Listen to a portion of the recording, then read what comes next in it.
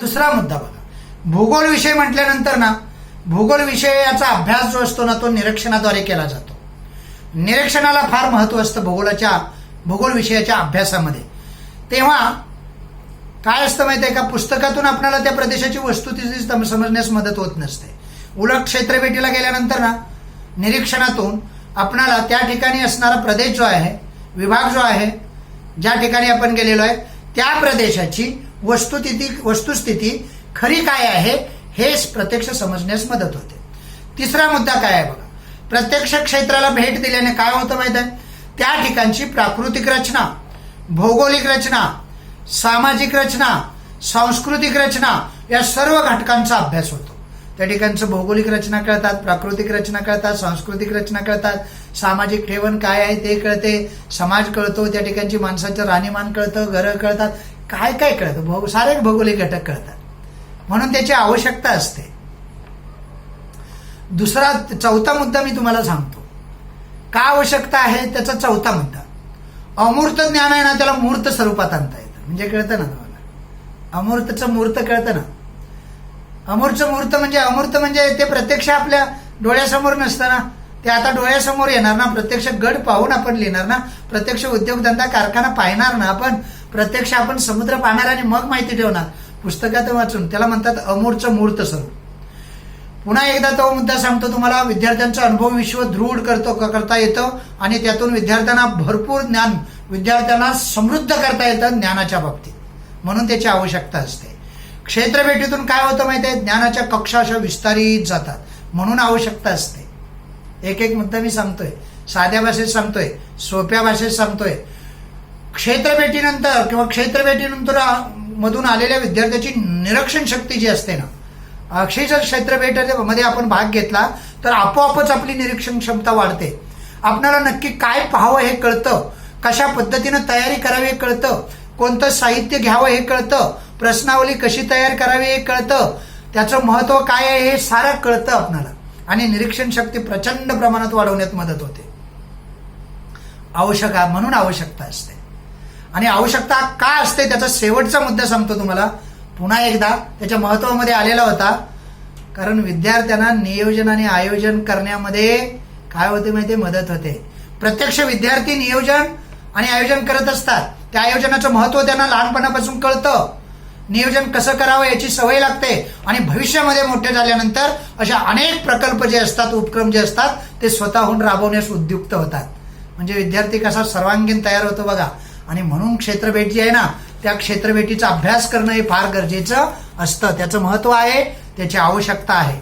आता आपण उद्दिष्टाकडे वळूया. क्षेत्रभेटीची वेगवेगळी उद्दिष्ट काय आहेत ती सांगतो. नीट ध्यान देऊन लक्ष द्यायचं. म्हणजे लक्ष द्यायचं, समजून घ्यायचं. समजलं नाही तर काय करायचं, एखादा घटक नाही समजलं समजा तर पुस्तक वाचत असताना, आता पुस्तकामध्ये मी सांगितलं ना, या साऱ्या घटकांचा तुम्हाला त्या माध्यमातून अभ्यासलेले दिसते. पण असं सेपरेशन किंवा तुम्हाला जसं लागतं ना, वेगवेगळे मुद्दे, वेगवेगळे प्रश्न, मग त्यांची उत्तरं रेडीमेड असं लागतं, तसं दिलेलं नाही. तर संवाद दिलेला आहे पुस्तकामध्ये. पुस्तक आहेच माझ्यासमोर. म्हणून तर मी एक एक घटक तुम्हाला सांगत चाललोय. पहिल्यांदा क्षेत्रभेट व त्याची प्रस्तावना सांगितली. क्षेत्रभेट म्हणजे काय सांगितलं, क्षेत्रभेटीसाठी आवश्यक असणारं साहित्य सांगितलं, माध्यमं सांगितली, क्षेत्रभेटीचं महत्व सांगितलं, क्षेत्रभेटीची आवश्यकता सांगितली. आता मी तुम्हाला सांगणार क्षेत्रभेटीची उद्दिष्ट. बघा, उद्दिष्ट आणि आवश्यकता जवळपास एकच असतात बरं का, थोड्याफार फरकाने एकच असतात. थोड्याशा वेगळ्या, थोडंसं वेगळं, आपण ते प्रश्न वेगळे विचारले जातात म्हणून. नाहीतर तसं उद्दिष्ट आणि आवश्यकता किंवा त्याचं महत्व तसं जवळपास म्हणजे 20-30% एकच असल्यासारखं वाटतं. तर या उद्दिष्टामध्ये कोणकोणते मुद्दे येतात बघा. विद्यार्थ्यांना अध्ययनाची प्रत्यक्ष रीत अनुभवता येते. एक उद्दिष्ट झालं. पुन्हा एकदा सांगतो, मगाशी मी सांगितलं ना तोच मुद्दा आहे बघा, पण वेगळ्या भाषेत सांगितलं नाही. मूळचं अमूर्त म्हटलं ना, किंवा प्रत्यक्ष अप्रत्यक्ष अभ्यास आणि प्रत्यक्ष अभ्यास तोच आहे. म्हणजे प्रत्यक्ष अध्ययनाचा अनुभव देता येतो या क्षेत्रभेटीतून. आणि हे त्याचं उद्दिष्ट आहे. म्हणजे विद्यार्थ्यांना या क्षेत्रभेटीतून प्रत्यक्ष अनुभव द्यायचा, अध्ययनाचा अनुभव. दुसरं महत्वाचं उद्दिष्ट आहे, ज्या ठिकाणी आपण क्षेत्रभेटीला जातो त्या ठिकाणचं सामाजिक, सांस्कृतिक, आर्थिक क्षेत्रामधलं ज्ञान त्यांना होतं. म्हणजे आर्थिक त्या ठिकाणी कशा पद्धतीनं अर्थव्यवस्था आहे, भौगोलिक सामाजिक परिस्थिती काय आहे, सांस्कृतिक घटक कोणकोणते आहेत, त्याचा संपूर्ण ज्ञान त्यांना होतं आणि त्यांची ज्ञानाची कक्षा जी आहे ती वृद्धिंगत होते. वृद्धिंगत होणे म्हणजे ज्ञानात वाढ होणे. स्वयंअध्ययनाची सवय किंवा स्वयंअध्ययनाची क्षमता ही विद्यार्थ्यांची या क्षेत्रभेटीतून खूप वाढते आणि त्या उद्देशानं, त्या उद्दिष्टापोटी हे क्षेत्रभेटीचं आयोजन करण्यात येतं. बघा, एक एक करून मी सांगतोय, नीट ध्यानात घ्यायची. तिसरी सांगितली स्वयंअध्ययन, क्षमता निर्माण करणं. नंतर पर्यावरणाविषयी अवेअरनेस म्हणतात, जनजागृती म्हणा मराठीमध्ये. पर्यावरणाविषयी जनजागृती जी आहे विद्यार्थ्यांमध्ये निर्माण करणं गरजेचं आहे. कारण हे उद्याचे आदर्श नागरिक आहेत आणि हे देश चालवणारे लोक आहेत. ही तरुण पिढी आहे. या तरुण पिढीला अवेअरनेस असला पाहिजे. त्यांच्यामध्ये क्षेत्रभेटीच्या माध्यमातून अवेअरनेस आणता येतो. हे एक त्याचं उद्दिष्ट असतं. नंतर काय असतं माहिती आहे, सामाजिक जबाबदारी जी आहे ना, त्या जबाबदारीचं भान विद्यार्थ्यांच्या मनामध्ये संकलित करता येतं, संक्रमण करता येतं, त्याची लागण करता येते. म्हणजे आपण समाजाचं कुणी नाहीच असं अशी मुलं वागतात माहिती आहे तुम्हाला. त्या गडकोटावर गेल्यानंतर आपली नावं लिहिणार, ते काय ऐतिहासिक वास्तू आहे, ती पवित्र वास्तू आहे, कळतच नाही, सेन्सच निर्माण होत नाही. का? कारण विद्यार्थ्यांना प्रत्यक्ष आपण कधी घेऊनच गेलेलो नाही. ही आपली जबाबदारी आहे शिक्षकांची, पालकांची. त्यांना प्रत्यक्ष दाखवणं, त्याचं महत्त्व सांगणं, त्याची आवश्यकता सांगणं, त्याची उद्दिष्ट सांगणं, सामाजिक जाणीव त्याच्यामध्ये निर्माण होते. हे एक उद्दिष्ट आहे. आणि दुसरा 6वं उद्दिष्ट सांगतो, आनंद रसास्वाद म्हणतात त्याला. मराठीतला शब्द आहे तसा, रसास्वाद भूगोलामध्ये नाही, आनंद घेणे. म्हणजे एक आनंदही मिळतो ना, ज्ञान तर वाढतेच, स्वयंअध्ययनाची वृत्ती वाढतेच, अनेक क्षमतांची वाढ होतेच. हे एक ट्रेनिंग आहे एक प्रकारचं. प्रत्यक्ष भेट द्यायची आहे, मूर्त स्वरूपात आणायचं आहे, या ज्ञानाला वृद्धिंगत करायचं आहे. त्या ठिकाणची भौगोलिक सामाजिक परिस्थिती अभ्यासून पाहिजे. हे सारं होत असताना आनंदी आहे ना त्यामध्ये. आपण समुद्र पाहतो, पहिल्यांदाच समुद्र पाहायला हे उस्मानाबादवरून मुलं आलेले आहेत, नळदुर्गवरून अलिबागला. ते पहिल्यांदाच एवढा अफाट समुद्र पाहणार, समुद्र नाही किनारा तरी पाहणार, त्या समुद्रातला गडकोट पाहणार, किल्ला जलदुर्ग ज्याला म्हणतात. अलिबागचा किल्ला आहे मला वाटतं कुलाब्याचा किल्ला म्हणतात त्याला. अलिबाग किल्ला म्हणायचा त्याला, 2 नावं आहेत त्याला. तर असे प्रत्यक्ष त्यांना आनंदी होणार ना हे सारं पाहिल्यानंतर. त्याला रसास्वाद किंवा आनंद घेणे असं म्हणतात. विद्यार्थ्यांच्या मध्ये ना निरीक्षण शक्ती निर्माण करायची, निर्णय क्षमता निर्माण करायची आणि नेतृत्व गुण निर्माण करायचं. हे पाठीमागं आलेलं आहे बघा वेगवेगळ्या मुद्द्यामध्ये. त्यांच्यामध्ये निर्णय क्षमता निर्माण करायची आहे. नियोजन म्हणजे निर्णय शक्तीनंतर पण निरीक्षण शक्ती आहे, नियोजन शक्ती आहे, नेतृत्व गुण आहे. या साऱ्या गुणांचा त्यांचं व्यक्तिमत्व घडवण्यासाठी या साऱ्या गुणांची लागण, संक्रमण त्याच्यामध्ये करायचं आहे. त्या विद्यार्थ्याला घडवायचं आहे.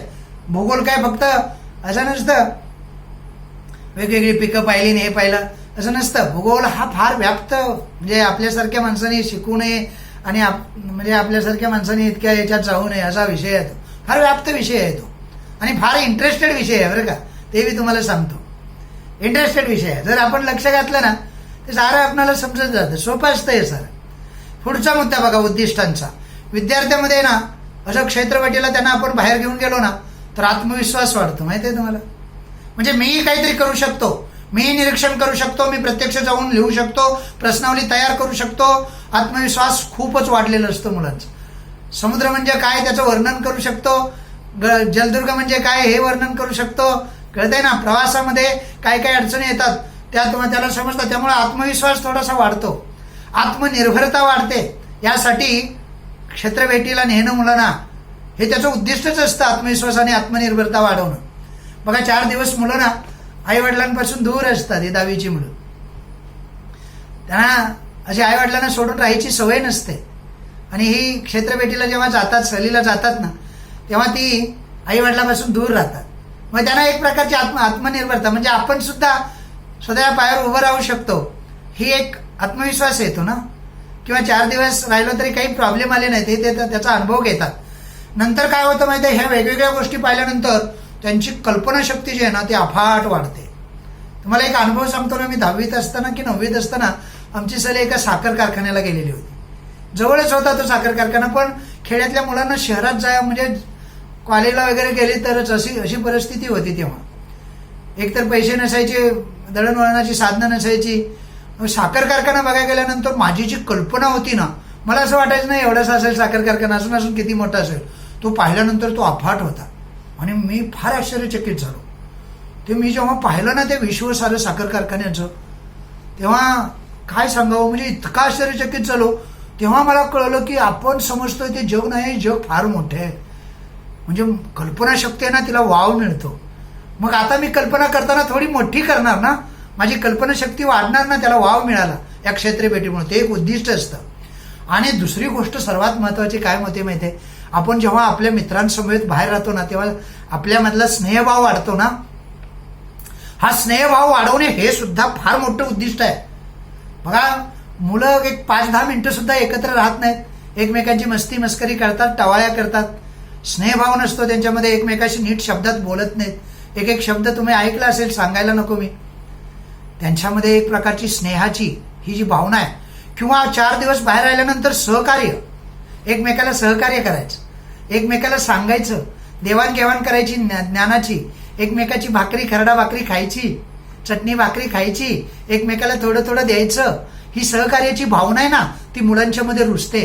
सांघिक वृत्ती सुद्धा येते बरं का. ही सांघिक वृत्ती यामुळेच येते. म्हणजे सर्वात मिळून मिसळून राहायचं, स्नेहभाव निर्माण करायचा, सहकार्य करायचं. ह्या फार मोठ्या आयुष्यातल्या वृत्ती आहे, स्वभाव आहे. ते फार मोठं कार्य करतात, ते काम करतात, आयुष्य घडवतात म्हणा, माणसाला घडवतात म्हणा. ते आपल्याला या क्षेत्रभेटीतून मिळतं. अजून काय उद्दिष्टामध्ये सांगू तुम्हाला. आणि अजून एक महत्वाचा मुद्दा सांगतो, तो म्हणजे आपला सांघिक भावना जी आहे ना, ती फार वाढीस लागते. प्रेमाची भावना वाढीस लागते, स्नेहाची भावना वाढीस लागते. आणि अजून एक सर्वात महत्वाची सांगू तुम्हाला, अशा भेटीमुळे ना माणूस परिपूर्ण होतो. केल्याने देशाटन पंडित मैत्री सभेत संचार. म्हणजे देशाटन फिरलं पाहिजे, वेगवेगळे अनुभव घेतले पाहिजे. गड पुस्तकात वाचून नाही कळत, किल्ला पुस्तकात वाचून नाही कळत. रायगडाच्या माचीवरती उभं राहून, प्रतापगडाच्या माचीवरती उभं राहूनच जावळीचं खोरं कळतं. ते पुस्तकात वाचून नाही करत मला. कळलं ना तुम्हाला. म्हणजे माणूस परिपूर्ण होतो, असं माझं तरी मत आहे वैयक्तिक. यातले एखाद दुसरा मुद्दा पुस्तकात तुमच्या येणार बी नाही, आलाय नसेल, पण माझं मत आहे की क्षेत्रभेटीमुळे माणूस ना परिपूर्ण बनतो. अशा क्षेत्रभेटी वर्षातून 1 नव्हे 4 असायला पाहिजेत. किती? 4 वेगवेगळ्या वेळी असायला पाहिजे. वेगवेगळ्या वेळी, पावसाळ्यात, उन्हाळ्यात, हिवाळ्यात, म्हणजे वेगवेगळ्या वेळी असल्या पाहिजेत. वेगवेगळे अनुभव, वेगवेगळे वातावरण, वेगवेगळे हवामान, वेगवेगळे तापमान, असं कितीतरी गोष्टी या क्षेत्रभेटीतून आपल्याला शिकायला मिळतील. एकच नव्हे, वर्षातून एकदा काढायची सुद्धा शाळेंची ही नसते. शिक्षक ती रिस्क घ्यायला मागत नसतात. शिक्षक नको म्हणतात हे सारं, कारण विद्यार्थी बी तसे आता बदलले. विद्यार्थी ऐकत नाहीत असं म्हणतात. ही तक्रार असते पालकांची आणि शिक्षकांची. पण माझा त्यांना एक उलट प्रश्न आहे बरं का. त्यांना मला असा एक उलट प्रश्न आहे, जे विद्यार्थी ऐकत नाहीत म्हणतात ना, मी नाही कधी म्हणत बरं का विद्यार्थी ऐकत नाही. माझं सारं ऐकतात. आता सुद्धा तुम्ही ऐकताय, मला माहिती आहे. चांगलं नीट लक्ष देऊन ऐकताय. आता तरी तुम्ही कान टवकारले, सर काय सांगणार. माझं या लोकांना ना मला उलट प्रश्न आहे, ते ऐकत नाही त्यापेक्षा तुम्ही किती सांगता ऐकण्यासारखं, असा एक प्रश्न आहे. म्हणजे तुम्ही सांगितलं पाहिजे ना ऐकण्यासारखं, मग ते ऐकणार. बरं असो. तर मुलांच्या या साऱ्या वृत्त्या वाढतात, गुण वाढतात, सांघिक वृत्ती निर्माण होते आणि माणूस परिपूर्ण होतो यातून. विद्यार्थी थोडासा परिपूर्णतेकडे झुकतो, त्याला फार चांगला अनुभव येतो. त्यांनी जग पाहिलेलंच नसतं ना. खेड्यातल्या, आता नळदुर्ग कळतं ना तुम्हाला, उस्मानाबाद हा तसा दुष्काळग्रस्तच भाग आहे. त्या भागातून समुद्रकाठी आलेली ही मुलं केवढा आनंद होणार, रसास्वाद घेणार, हे सारं होणार ना त्यांच्यावर. त्यांचं विश्व थोडं विस्तारणार ना, ज्ञानाची कक्षा विस्तारणार ना. कळतंय तुम्हाला सर्वांना. हां, मी मुंबईत आलो ना, तेव्हा मुंबईबद्दलची माझी कल्पना जी होती ना, त्याच्या 1000-लाख पट मुंबई मोठी होती. मला असं वाटायचं आपलं गाव छोटंसं आहे, अजून अजून मुंबई किती मोठी असेल एवढी इमारती असतात वगैरे असं ऐकलं होतं. पण फार मोठी मुंबई होती. म्हणजे माझी ज्ञानाची कक्षा ती पाहिल्यानंतर सारी विस्तारच जाते. कळतंय ना तुम्हाला मला काय सांगायचं आहे ते. पुढे बघा, आता हे झालं उद्दिष्ट. वेगवेगळी उद्दिष्ट मी जवळजवळ तुम्हाला 10 उद्दिष्ट 9-10 उद्दिष्ट सांगितली. आता आपल्याला पाहिजे काळजी. आपण क्षेत्रभेटीला निघतो, सहलीला निघतो, घराच्या बाहेर पडतो. घरच्यांनी आपली काळजी करू नये किंवा घरच्यांनी काळजी करू नये म्हणण्यापेक्षा आपण आपली काळजी घेतली पाहिजे. वेगवेगळी काळजी घेत. भौगोलिक क्षेत्रभेटीला निघत असताना सुद्धा ही काळजी आपण घेतली पाहिजे. आता बघा त्यामध्ये कोणकोणते मुद्दे येतात. एक येते स्वतःची काळजी, आणि स्वतःच्या काळजीबरोबर इतरांची सुद्धा काळजी. इतरांची सुरक्षितता ही आपली महत्वाची. आपलेच सवंगडी आहेत, आपलेच मित्रमंडळी आहेत, आपलेच शिक्षक आहेत, बरोबर काही परके लोक नसतात. त्यामुळे आपली स्वतःची काळजी आणि काय रे दुसऱ्याची इतरांची सुद्धा सुरक्षितता ही काळजी आपण घेतली पाहिजे. एक मुद्दा झाला. दुसरा मुद्दा म्हणजे काय माहिती आहे, शिक्षक जे असतात ना त्या शिक्षकांची म्हणजे आपलं एक नातं असलं पाहिजे, चांगलं नातं असलं पाहिजे. ते नातं असं बाहेर गेल्यानंतर जडतं बरं का. वर्गात जे विद्यार्थ्यांना शिक्षकांच्या सूचनेचं योग्य पालन करत नाहीत ना ते बाहेर गेल्यानंतर नीट ऐकतात. ते एक वृत्ती स्वभावच येतो, आता ऐकलं पाहिजे असं वाटायला लागतं. म्हणजे शिक्षकांच्या काळजी घेत असताना शिक्षकांनी दिलेल्या ज्या सूचना असतात ना त्या योग्य आणि तंतोतंत पाळल्या पाहिजे. मस्त आहे ते, ही काळजी घेतलीच पाहिजे. नाही घेतली, शिक्षकांच्या सूचना नाही पाळल्या तर फार वाईट अनुभव येतात. इजा होण्याची शक्यता असते, आपला सारा मूड जाण्याची शक्यता असते. शिक्षक ओरडतात, शिक्षा करतात ते आणखी वेगळं असतं. अशा पद्धतीनं या काळजी घेण्यामध्ये हे दोन मुद्दे झाले. तिसरा मुद्दा काय माहिती आहे, आपला जो ग्रुप असतो ना असं बाहेर गेल्यानंतर सहलीला जाऊ किंवा क्षेत्रभेटीला जाऊ, एक सहलच आहे असं म्हणा, सहलीला गेल्यानंतर एकट्यानं अशा निर्मनुष्य वस्तीमध्ये किंवा अशा ठिकाणी जाऊ नये जिथं आपण आपल्या समूहापासून दूर जाऊ किंवा चुकू. कळते ना, एकट्यानं फिरायचं नसतं, आपल्या समूहाला सोडायचं नसतं. ती काळजी फार महत्वाची असते. निर्मनुष्य अशा जागेवरती आपण एकट्यानं जायचं नसतं. अनेक प्रसंग घडण्याची शक्यता असते आणि त्यामुळं काळजी घेत असताना किंवा आपल्या काळजीमध्ये हा एक महत्वाचा मुद्दा असतो, तो आपण पाळणं गरजेचं आहे. क्षेत्रभेट असते ना, क्षेत्रभेटाच्या परिसरामध्ये स्थानिक लोकांशी संपर्क साधून परिस्थितीचा आढावा घ्यावा लागतो. आपल्याला तो आढावा घेतला पाहिजे. त्या ठिकाणची परिस्थिती काय आहे, तिथं गेल्यानंतर आपल्याला काही इजा होऊ शकते का, नाहीतर आपण खोल दरीत वाकून बघत असतो. किंवा दरीत वाकून बघत असताना सुद्धा बघा लोक सांगत असतात तिकडे जाऊ नका म्हणून सांगत असतात, पण उगीच आपण जिथं जाऊ नका म्हणतात ना तिथं वाकून बघायची आपल्याला सवय असते. काळजी काय काय घ्यावं लागते कळते ना, स्वतःची इतरांची सुरक्षितता असते, शिक्षकांच्या सूचनांचं योग्य पालन असतं, अनोळखी ठिकाणी आपण एकट्यानं जाऊ नये, क्षेत्रभेटीच्या परिसरात जे स्थानिक लोक राहतात ना त्यांनी सांगितले त्यांच्याशी संपर्क साधावा आणि त्या ठिकाणच्या परिस्थितीची जाणीव आढावा घ्यावा. अजून काय काळजी घेतली पाहिजे माहिती आहे, पर्यावरणाचं नुकसान होणार नाही, आपल्यामुळं काही पर्यावरणाचं नुकसान होणार नाही याची काळजी आपण घेतली पाहिजे. तिथे गेल्यानंतर आपण काही करत असतो बरं का, काही म्हणजे तुम्हाला आता काही जास्त सांगत बसत नाही, नुकसानीचं आपल्याला जास्तच हे असतो. उगीच तिथे गेल्यानंतर एखादी चांगली वस्तू असेल तर ती मोडायची, तोडायची, तिथं काही करायचं, असं गोंधळ करण्याचा आपला एक स्वभाव असतो. तसं आपण क्षेत्रभेटीला गेल्यानंतर करायचं नाही, ही काळजी घ्यायची. नंतर आपत्कालीन परिस्थिती निर्माण होते कधी कधी. अशा आपत्कालीन परिस्थितीमध्ये मागेही मुद्दा झालेला आहे बघा साहित्यामध्ये. आपत्कालीन परिस्थितीमध्ये आपल्याकडे फर्स्ट एड असणं फार गरजेचं असतं. त्याला प्रथम उपचार असं म्हणतात. म्हणजे प्रथम उपचार पेटी बरोबर असणं गरजेचं असतं. ते छोटी छोटी वैयक्तिकही मिळते आणि सार्वजनिक मोठीही मिळते. दोन्हीपैकी कोणती, म्हणजे वैयक्तिक घेणं अजून चांगलं असतं. म्हणजे आपण काय केलं पाहिजे माहिती आहे, आपणाला काही होऊ शकत नाही अशा आविर्भावात राहू नये. आपली परिस्थिती आपल्यावरती काही ओढवेल तेव्हा प्रथम उपचार करण्यासाठी आपल्याकडे सारं साहित्य असलं पाहिजे. पुढचा मुद्दा काय आहे माहिती आहे काळजीचा, विद्यार्थ्यांच्या सवयी असतात वेगवेगळ्या, त्या सवयी शिक्षकांना सांगितल्या पाहिजेत. त्या सवयीबद्दल शिक्षकांना ज्ञान असलं पाहिजे.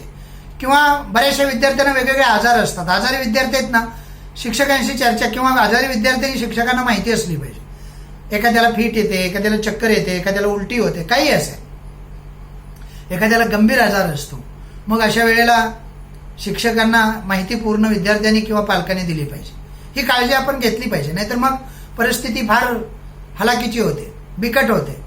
नंतर विद्यार्थी आहे ना, असं किती जरी काळजी घेतली ना, विद्यार्थ्याच्या सवयी या सर्व पाहिल्या आपण, तरी विद्यार्थी गेल्यानंतर कुठेतरी इकडे तिकडे भटकत असताना कधी कधी विद्यार्थी चुकण्याची परिस्थिती निर्माण होते. मग अशा वेळेला त्याचा पत्ता आपल्याकडे असला पाहिजे, कळते ना, त्याचा पत्ता नाही म्हणजे घरचा पत्ता आपल्याकडे असला पाहिजे. किंवा त्याला जर आजारी पडल्यानंतर काही जर घरच्यांना सांगायचंय किंवा विचारायचंय हा असं चक्कर आलेला आहे, त्याला का नेहमी येते का वगैरे, तर घरचा पत्ता असला पाहिजे. त्याचा फोन नंबर शिक्षकाकडे असला पाहिजे आणि शिक्षकांचा फोन नंबर विद्यार्थ्याकडे असला पाहिजे. नंतर घरचा फोन नंबर सुद्धा शिक्षकांच्या लिस्टमध्ये असला पाहिजे. तो असतोच. ते साहित्यामध्ये पाहिलेलं होतं बघा, लिस्ट बनवायची विद्यार्थी, त्यात फोन नंबर सहित लिस्ट असते. पण शिक्षकांचा अभ्यास शिक्षकांचा फोन नंबर आपण घेतला पाहिजे, कारण आपण चुकतो तेव्हा आपण फोन करू शकतो. कळतंय ना? ही काळजी घेतली पाहिजे. नंतर शेवटचा मुद्दा तुम्हाला सांगतो. शिक्षक जे असतात ना, त्या शिक्षकांचा भ्रमणध्वनी हा पालकांकडे सुद्धा असला पाहिजे.